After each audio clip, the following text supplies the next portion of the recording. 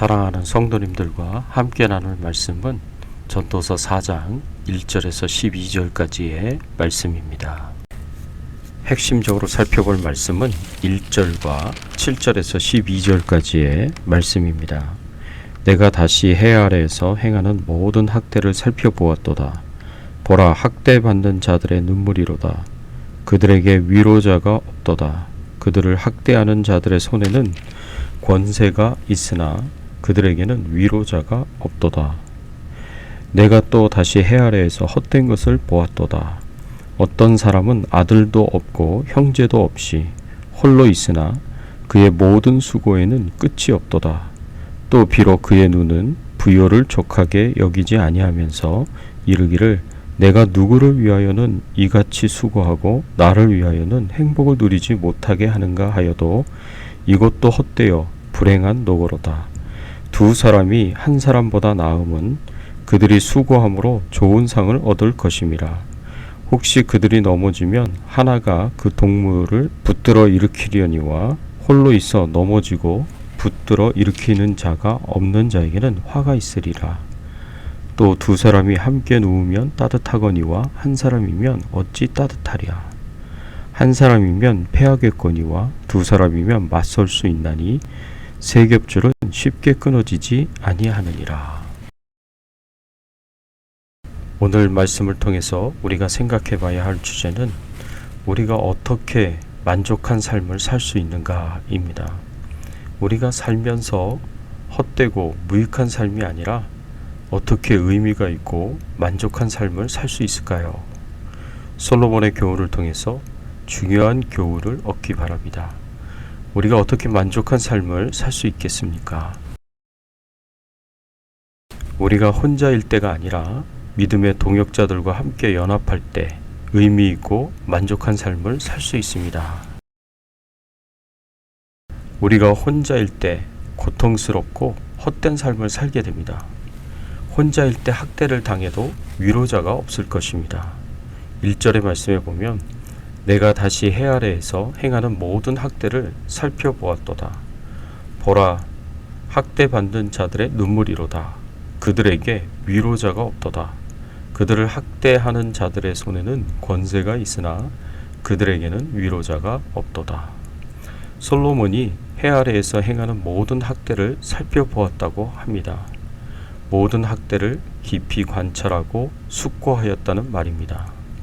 학대란 무엇일까요? 학대는 자신의 이익을 위해 타인의 권리나 인격을 무참하게 짓밟고 부당한 방법을 통해 권리나 이익을 빼앗는 행동을 가리킵니다. 힘을 가진 자가 그 힘으로 타인을 돕고 약한 자들과 더불어 사는 것이 아니라 도리어 힘으로 약한 자를 압제하고 약한 자를 괴롭게 하며 자기 힘을 더욱 크게 하는 것입니다. 솔로몬은 이스라엘 땅 안에서 이런 모습을 보고 답답하게 여겼을 것입니다. 솔로몬은 아마도 자신의 뛰어난 지혜로 주변의 어떤 나라보다도 이스라엘을 행복하고 살기 좋은 나라를 만들었다고 생각했을 것입니다. 그런데 눈을 들어 세상을 자세히 바라보니 그 자신의 지혜와 능력으로도 어찌할 수 없는 세상의 무수한 악의 횡포와 부조리를 발견했습니다. 솔로몬은 이스라엘 안에서 자행되는 학대로 인해 인생의 수고가 얼마나 허무한 것이며 사람들의 삶이 얼마나 절망적인 것인지를 절감할 수 있었을 것입니다. 그런데 더 비참한 것은 사람들이 가진 학대와 고초에 시달리며 눈물을 흘리지만 이들을 위로하는 자는 어디에도 없다는 사실입니다. 나라도 나라의 지도자들도 학대받는 자의 최소한의 권리와 이익을 지켜주지 못하고 위로해주지 못했습니다. 가난하고 힘없는 자들은 언제나 그렇듯 불이익을 감수해야만 하는 악순환이 계속됩니다. 인간이 이 세상을 살아가면서 얻게 되는 수많은 상처와 슬픔, 절망과 비애 속에서 그 누구도 자신의 아픔과 고통을 이해할 수 없고 위로할 수도 없습니다. 심지어 사랑하는 사람도 부모도 형제도 자녀도 자신을 이해해주지 못하며 위로해주지 못합니다. 해 아래 인생에 그 어떤 위로도 희망도 없지만 해 위에 하나님만이 인생의 참 위로자가 되시며 소망이 되십니다. 그래서 우리가 힘들고 지쳐 낙망하고 넘어지는 순간 붙잡아야 할 분은 오직 하나님뿐이십니다. 하나님만이 우리의 참 위로가 되시며 힘이 되시며 다시 일어설 능력이 되십니다. 오직 하나님만 바라보고 하나님의 위로를 구하는 삶을 사시기 바랍니다. 또 우리가 믿음의 동역자들과 연합할 때 의미 있고 만족한 삶을 살게 될 것입니다. 9절의 말씀에 보면 두 사람이 한 사람보다 나음은 그들이 수고함으로 좋은 상을 얻을 것임이라. 이 말씀은 어떤 일을 하든지 혼자가 아니라 여럿이서 함께 협력하는 것이 훨씬 유익하다는 것을 말씀해 주고 있습니다. 예수님도 혼자보다는 협력이 유익하다고 생각하기에 제자들을 파송할 때 제자들을 둘씩 짝지어 파송하셨습니다. 연합은 시련조차 이겨낼 수 있는 힘이 됩니다. 10절의 말씀에 보면 혹시 그들이 넘어지면 하나가 그 동물을 붙들어 일으키려니와 홀로 있어 넘어지고 붙들어 일으킬 자가 없는 자에게는 화가 있으리라. 우리가 연합해야 하는 중요한 이유는 홀로 넘어졌는데 기댈 자가 없고 붙들어 일으킬 자가 없다면 큰 화를 입게 될 것이기 때문입니다. 인간은 모두 연약하기 때문에 큰 공경에 빠져 도움이 절실한 순간이 올 수 있습니다. 그런데 도와줄 사람이 하나도 없다면 그보다 더 큰 재앙이 없을 것입니다. 실제로 이기적으로만 살아가는 사람은 결국 누구의 도움도 받지 못하고 큰 화를 입게 될 수 있습니다. 또 연합은 뜨거운 신앙의 열정을 지켜줍니다. 11절의 말씀에 보면 또 두 사람이 함께 누우면 따뜻하거니와 한 사람이면 어찌 따뜻하랴. 팔레스틴 지방은 한낮에는 때압볕이 내리쬐어 덥기가 한량없지만 한밤이 되면 기온이 뚝 떨어지는 전형적인 사막 기후입니다. 그런데 가축을 지키는 목자들은 벌판에 천막 하나만 쳐놓고 잠을 자야 할 때가 많기에 이들에게 매서운 찬바람이 부는 밤은 견디기가 아주 어려운 시간입니다. 그리고 때로 이것은 목자들의 생명을 위협하기도 합니다.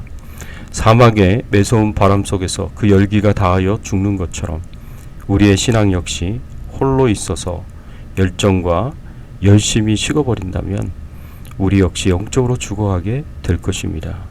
그래서 성도에게는 교회가 필요하고 신앙 공동체가 필요합니다. 우리가 만일 신앙을 혼자 지키고자 한다면 신앙의 열정을 유지하기가 어렵습니다. 그러나 믿음의 동역자들과 연합하게 되면 식어진 신앙의 열정도 다시 회복할 수 있습니다. 그래서 우리 모두에게는 신앙의 열정을 나누고 다시 재충전할 믿음의 공동체가 꼭 필요합니다. 또 영적 전투에서 승리하려면 믿음의 동역자들과 연합해야 합니다. 12절의 말씀에 보면 한 사람이면 패하겠거니와 두 사람이면 맞설 수 있나니 세 겹줄은 쉽게 끊어지지 아니하느니라 하였습니다. 우리 인생은 치열한 전투가 일어나는 전쟁터입니다. 이런 전쟁터에서 우리가 승리하려면 혼자서는 불가능합니다. 함께 이 전투를 감당하는 동역자들과 잘 연합하여서 하나가 되어야 합니다. 서로 신뢰하고 믿고 의지하여서 연합하여 이 전쟁을 감당해야 합니다. 특히 영적 전쟁에 있어서 믿음의 동역자들과의 연합은 너무나 중요합니다. 우리 개개인은 연약하고 부족하지만 서로 협력한다면 그 안에서 영적 시너지 효과가 나타나서 큰 힘을 발휘하게 될 것이고 영적 전쟁에서 승리하게 될 것입니다. 그래서 성도들이 하나가 되는 것이 중요하고 서로 연합하고 협력하는 것이 중요합니다. 사랑하는 성도 여러분, 이 세상에서 나 혼자만의 힘으로는 살 수 없음을 기억하고 믿음의 동역자들과 함께 서로 기도하고 협력하는 동역의 관계를 잘 지켜나가시기 바랍니다. 이렇게 할 때 우리는 인생의 허무와 공허를 극복하고 믿음의 동역자들과 함께 의미 있고 만족한 삶을 살 수 있을 것입니다. 이런 삶을 누리시기를 예수님의 이름으로 축원합니다. 함께 기도하겠습니다. 하나님 감사합니다. 그렇습니다.